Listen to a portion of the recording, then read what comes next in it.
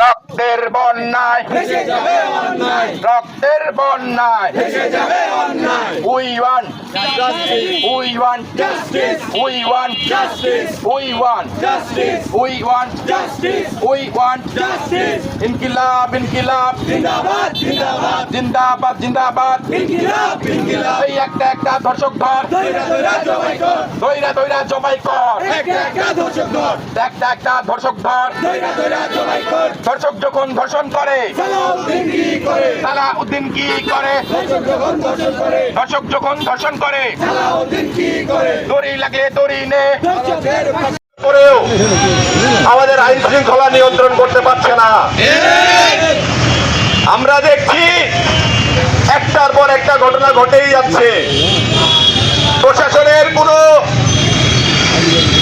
দৃষ্টত পদক্ষেপ না থাকার কারণে এই অপরাধীরা দিন দিন মাথা চারা দিয়ে উঠছে, যার ফলে আমাদের সাধারণ জনগণের জীবন অতিষ্ঠ হয়ে পড়েছে। খুন রাহাজানি চুরি ছিনতাই দিনকে দিন বেড়েই যাচ্ছে। আমরা কি চেয়েছিলাম এরকম বাংলাদেশ 24-এর পরে? আমরা কি এরকম প্রশাসন চেয়েছিলাম?